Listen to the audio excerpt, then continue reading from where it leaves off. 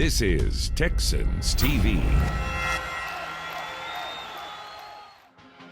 Texans Extra Points is sponsored by BHP and by Reliant, the official energy provider of the Houston Texans, and by your Houston area Ford dealers. Ford is the best in Texas.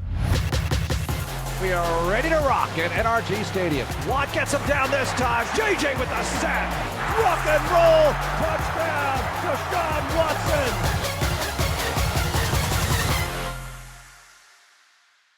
Well, hello there. It's finally 2021, so Happy New Year to you and happy Texans Extra Points. My name is Drew Dougherty. I'm your host. We're so very happy that you're with us, and we're even more happy. We've said happy quite a bit, but we're even happier that Chester Pitts, happy. Get it in there. Original Houston Texan, up, is man? right here, and you and I were up in the crow's nest on game day. How you been, my friend? Excellent. Doing just well. You know, as they say, it's all attached, and I'm breathing. There you go. Hell of a day. I like it.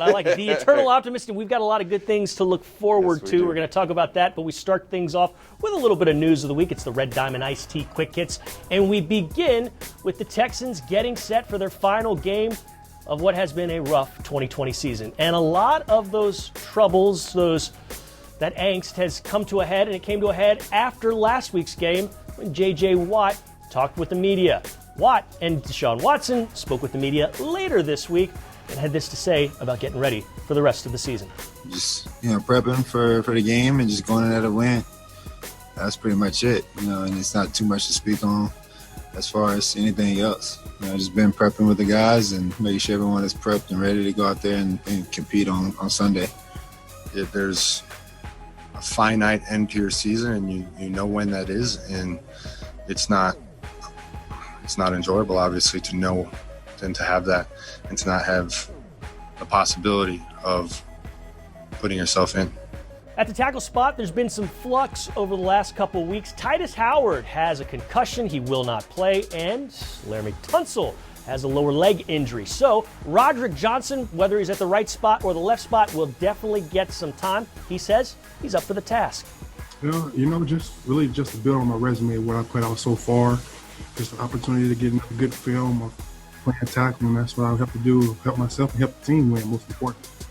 And the Titans come to town really needing a win. They win, and they are certainly in the playoffs. If they lose, they need some help to get in.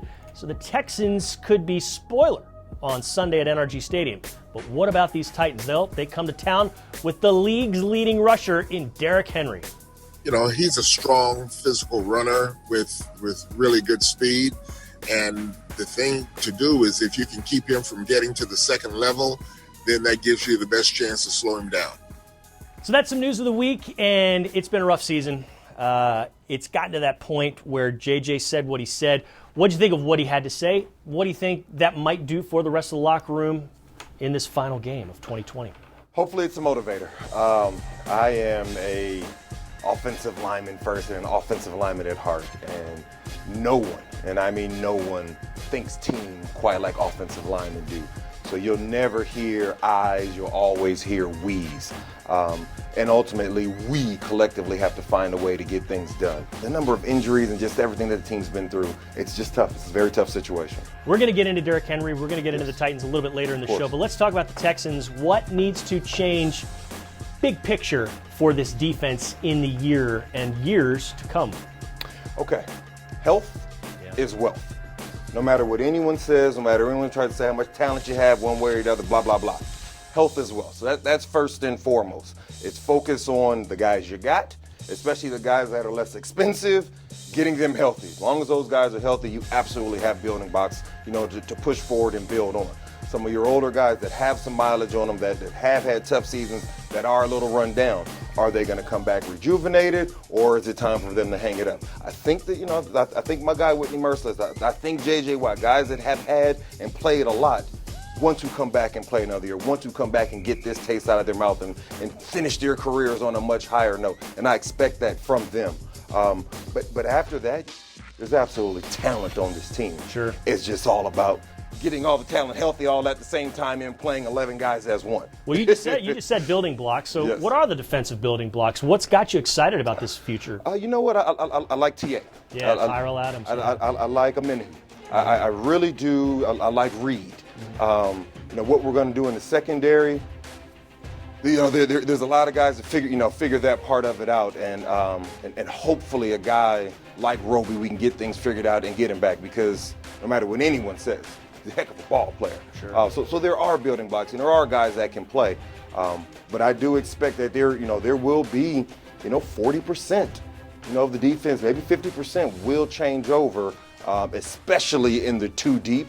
But a good portion of the starters will change over. It's an excellent point. You're always getting about 20% turnover on a normal year, but with a new regime like you're talking about, it's probably going to get upped even more. Okay, we're going to talk about the offense when we come back, but first we've got a Telestrator to get into, and we're talking about earth movers today, bulldozers, and that comes in the form of number 87, Darren Fells, and his touchdown catch last week.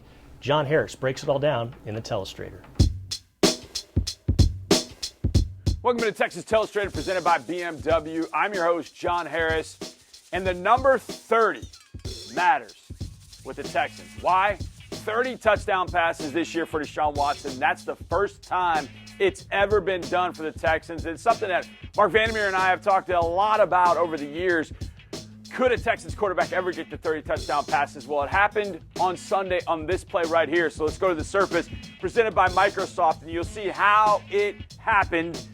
And it happened with a lot of Deshaun Watson and really good understanding right here by Darren Fells. Now, the Bengals are playing some sort of matching concept here, and they're going to man up here, really going to man up here, and they're going to man these two. And Jesse Bates is kind of a guy to watch because he's kind of floating in the middle, and he's more worried about Brandon Cooks, who's going to drive this dig route. And so they're going to kind of bracket Brandon. Now, the linebackers then are kind of playing 2-on-1 on Fells. So you've got one kind of playing on this side. They're expecting Fells to maybe even settle down right there. And so they have got him kind of in good position here. They're really in good position on Fells. Pocket seems to be holding, and this is where teams run into trouble, especially if you haven't faced Deshaun before. Deshaun starts to escape, and here's where their problem is. Their eyes are all back here. And as soon as Deshaun escapes, watch Darren Fells. His first thought is, where's my space? Knows that this is man, and he knows that that's taken away and that's the way. So Fells knows, get to open space. But these guys' eyes are back here on Deshaun. And so when Deshaun escapes out, what are they doing? Gone and gone. Now, this guy right here, even though he's behind Fells, he's the one that could have helped on this play, because as soon as he saw this guy coming, he should have then fallen on Fells, but he doesn't. And because he doesn't, Deshaun flips it to him. Little flip, got it, and now the fun begins. Takes a shot right there from Pratt, nope, and then carrying guys on into the end zone. There is no better way for the 30th touchdown to Deshaun Watson's 2020 season to happen other than that. Deshaun escaping, flipping a great throw out to Fells, who found space, and then Fells fighting for his guy to get in the end zone to help give the Texans the lead and give Deshaun Watson touchdown number 30 on a brilliant season for number 4 in 2020.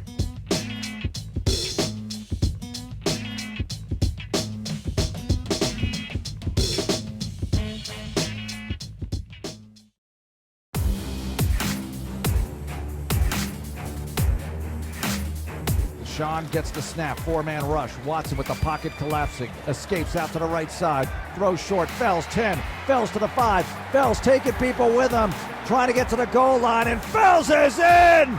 Powers his way in! For the last 11 or 12 seasons, Matt Schaub had the franchise record in touchdown passes in a year. He'd thrown 29.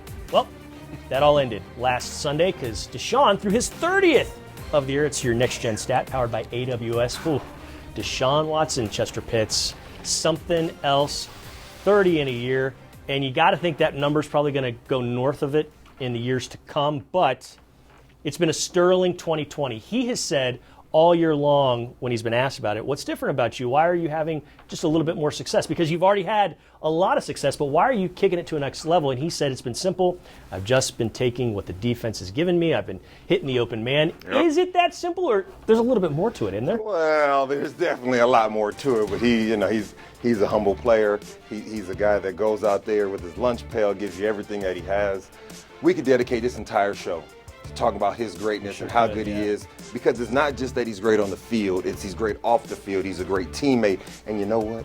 The fight and the burning passion and desire inside of him to go out there and be excellent and be great, no matter what's going on. Up by 50, down by 50, he's the same guy. And I'm just telling you, that guy, they don't grow on trees. That guy, that mentality, that, from the mud to where he is, he honors, he respects it, and on top of all the talent that he has, that's that last little piece where you say, how the heck is he doing it? That's where it's coming from. And you say, how the heck's he doing it? Because this offense has not been the easiest offense for him. Mm-hmm. For the quarterbacks, every single quarterback that came before him. I mean, we heard Ryan Fitzpatrick talk about how difficult this offense has been. You're an offensive lineman. What might change and what might be better with a new system? And I don't know what system it'll be, but just a different system that's probably going to be a little bit simpler. Well, here's the deal.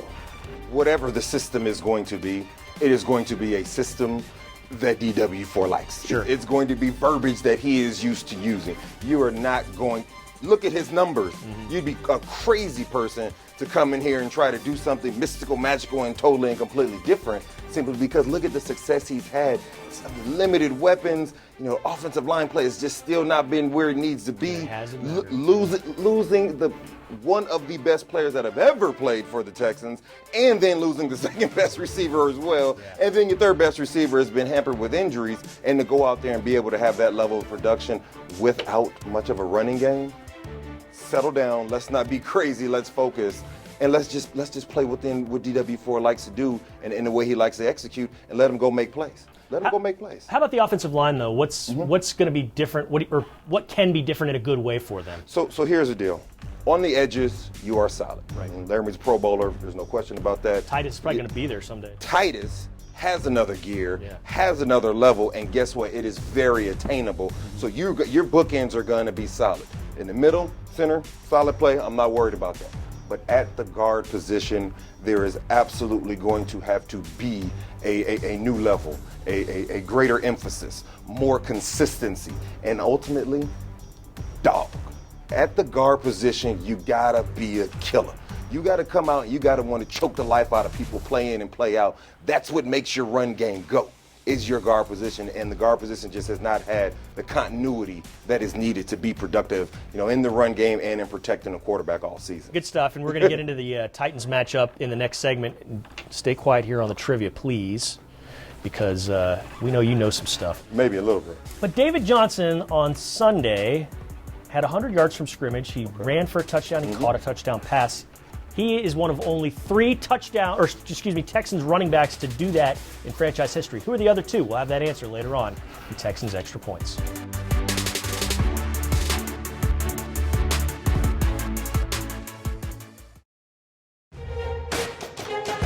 First down at the 15-yard line of Tennessee. Watson with the keeper, left side, has the 10, has the 5, going for the corner. He's in! 15-yard touchdown run for Deshaun Watson.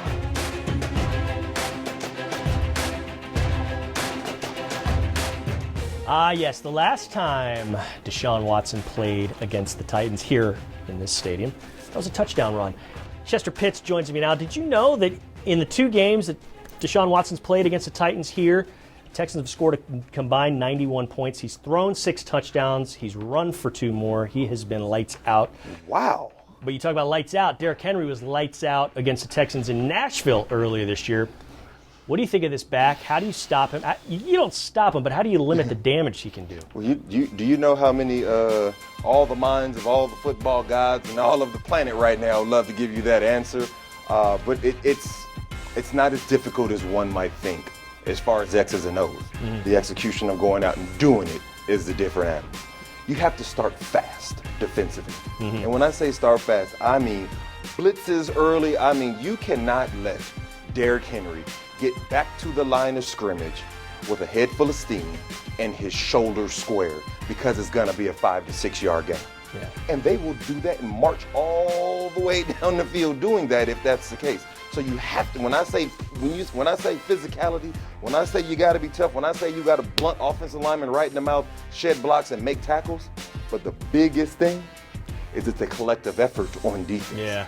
My DBs, love y'all. No business decisions out there. You got to go tackle that big old joker. That's just the way it is. You have to collectively wrap him up. You have to put more than one hat on him, but that's just what it is. And here's the thing, the way they're built, if you do that, you make the game one-dimensional. Yeah, you put all the weight on Tannehill. But Chester, then, he's got all these guys he can throw to. He's got the tight end Smith. He's got Brown and Davis. Those guys are lights. I mean, this is an impressive offense, man. They're top end fast. They are not lights out route runners, but they will blow by you and run by you if you don't have your act together, and they'll go over the top on you. And the thing is it's a feast or famine type of deal. You can go 5, 6, 9 plays shutting them down, and then it just takes one 70-yard bomb, and guess what? Right back in the game. But in order to beat Tennessee, who is a really solid team, if you look at the way they have lost these other games, they have been physical up front. They have slowed down Derrick Henry, return to a one-dimensional game, put all the weight and all the pressure on Tannehill. And here's the thing, Tannehill is so good when he just plays within himself, doesn't have any pressure, doesn't have to do anything extra, just has to go execute. But you take Derrick Henry out the mix and you take moving it down the field, then he begins to press. Yeah. And when he begins to press, that's when the game opens up, and defensively you get to make plays. Okay. That's how you beat Tennessee. And speaking of the defense, our Gatorade players to watch, it's time for that. And you've got a guy on defense. Who's your Texan to watch against the Titans? Tyrell Adams. Okay. He is going to have a game. Not just a regular game. He is going to have a game. I'm going to make sure he gets an extra sandwich in him before the game because he too doggone skinny. He need to put some weight on. Okay. But he is going to go out there and make plays. He's got it here. He's got heart. He's got fire. He's got desire. He's got passion. All the things that are really needed and necessary. As a young guy, you go out there with that level of just energy and fight. Especially, you might catch you a guy who's just like, I'm not worried about them. I'm trying to play next week. Yeah. Go out there and have a game. He's an awesome story, and there's a really cool mic'd up video of him on HoustonTexans.com that I know you saw from last week. It's just, his story is a tremendous one, and absolutely. I like that choice. I'm going to go with Brandon Cooks as my Texan to watch. Smart guy. I think he gets to 1,000 yards. He's only got like 40-some to go. He's at 957, I think, right now. You think he doesn't know that? Oh, he knows. But he knows. He doesn't know that? and it's important to point out because he was asked about it in the post game last week, and he's like, yeah, that's cool. We've lost 11 games, so he's not that into it. And as far as you, the fans, your Gatorade Texan to watch, Zach Cunningham. That's a nice compliment to Tyrell Adams, who's Chester's. So those guys going to be called upon. Big task with Derrick Henry rumbling at you. All right, we've got keys to a game rumbling at you after this break. Don't go anywhere. Texans Extra Points returns in a moment.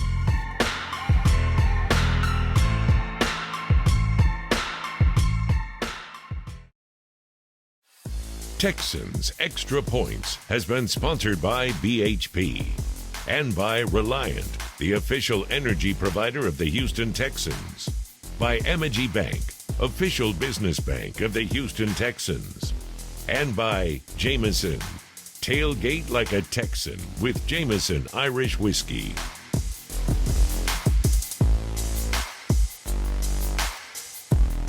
Welcome back to the Ford Studios. This is Texans Extra Points. Earlier in the show, we asked you, hey, David Johnson had 100 scrimmage yards. He ran for a touchdown, caught a touchdown last Sunday. He's only the third back in franchise history to do that. Who were the other two? Well, Lamar Miller and, of course, Arian Foster, your old teammate. Yeah. Those guys. Heck of a guy.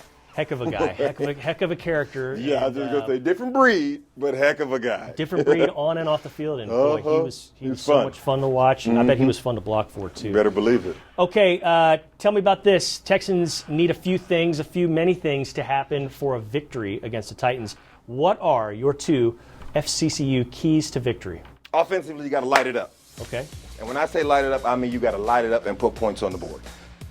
Because what that does, What that does is that starts to put some of that pressure I was talking about on Tannehill. Okay. Yeah. He then says, well, wait a minute.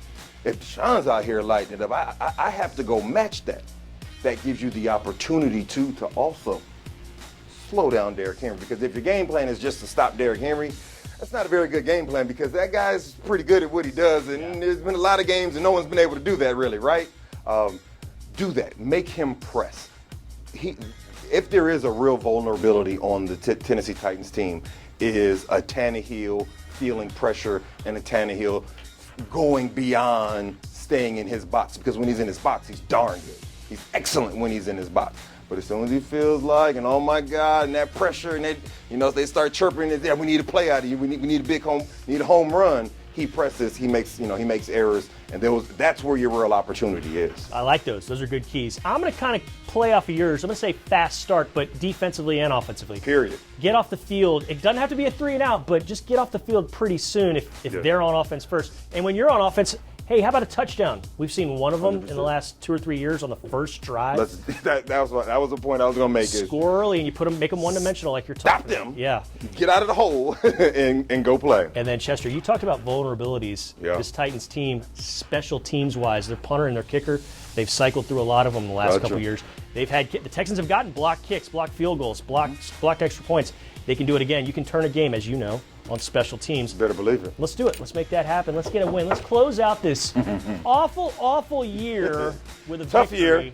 And let's start a new page and get things going. This has been the final Texans extra points of this season. But did you save the best for last? I absolutely saved the best for last because we're up on the crow's nest on game day, talking about the game, pregame, halftime. But Chester, thanks so much. Happy New Year to you. It's great to see you, my friend. Always good to see you, brother. Can't wait to be there for the game tomorrow. And we'll be back next week. No extra points, but it's Texans 360.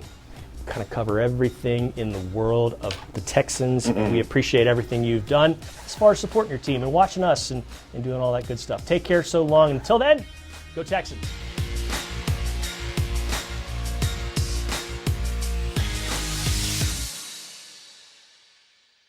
Thanks for watching. Subscribe to our channel and ring the bell to know when we post new content.